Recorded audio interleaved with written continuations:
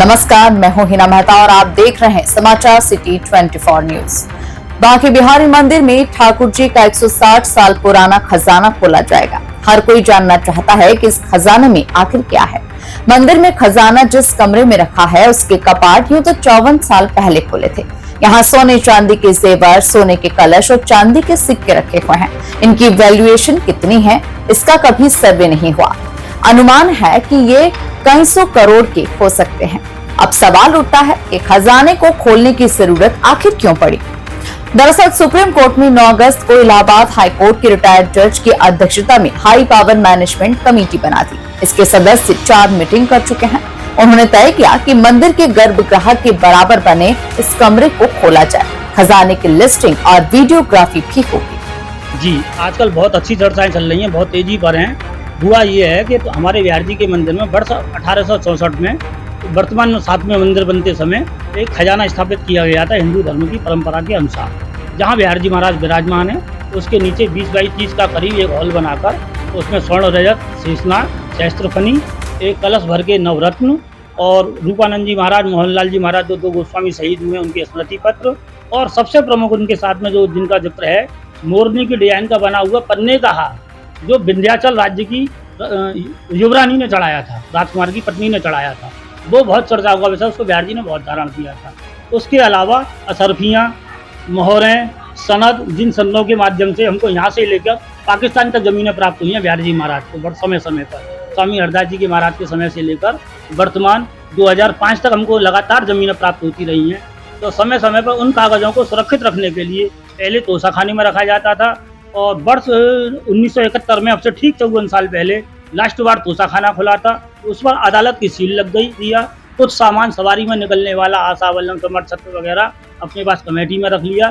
तो ना तो वो अदालत से वो सामान वापस आया वहाँ से बैंक से और ना ये कमेटी का सामान दिखाई देता है। सवारी में सब वैसे ही जाते हैं बिना समर्थ छत्र के। इसके बाद पूरे खजाने को वैसे ही कमरे में दोबारा रखकर कपाट सील कर दिया जाएगा। इसकी लिस्ट कमेटी के सामने रखी जाएगी।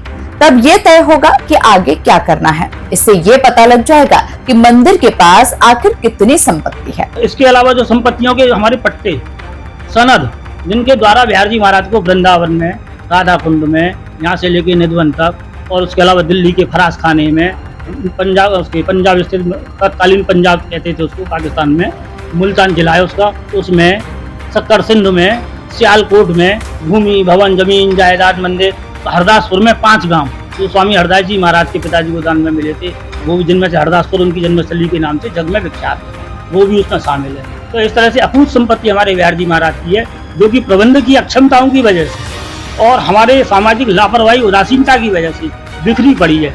समाज चाहता है, मैं व्यक्तिगत रूप से वर्षों से प्रयास कर रहा हूँ कि उन संपत्तियों को सुरक्षित किया जाए और बिहार जी महाराज के हित में उपयोग किया जाए। इसके साथ में एक बात बताना बहुत जरूरी है कि मंदिर की 3-4 संस्थाएं जो मंदिर ने 70 साल पूर्व स्थापित की थी, कुंज बिहारी संगीत, संस्कृत साहित्य पाठशाला एवं कुंज बिहारी पुस्तकालय, वो भी लापता हो चुकी हैं, जिसकी वजह से समाज को मिलने वाला ज्ञानार्जन बंद हो चुका है। उन संस्थाओं को मंदिर की कस्टडी में लाकर उन्हें सुचारू किया जाए, ये बहुत ही ज़्यादा जरूरी है। वर्तमान कमेटी बहुत अच्छा कार्य कर रही है पूरी समाज की तरफ से और हमारी तरफ से भी इनको यथासंभव सहयोग मिलने की आशा है। आपको बता दें कि इतिहासकार के अनुसार वर्ष 1971 में तत्कालीन मंदिर प्रबंधक कमेटी के अध्यक्ष प्यारेलाल गोयल के नेतृत्व में अंतिम बार तोशखाना खोला गया था।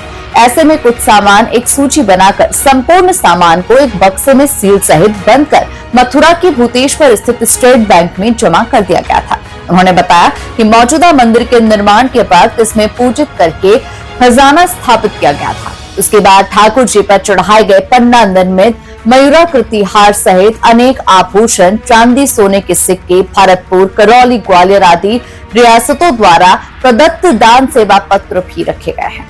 श्री बांके बिहारी जी के दाहिने हाथ की ओर बने दरवाजे से करीब दर्जन भर सीढ़ी उतरने के बाद बाईं ओर की तरफ ठाकुर जी के सिंहासन की एकदम बीचों बीच तोशखाना स्थापित है।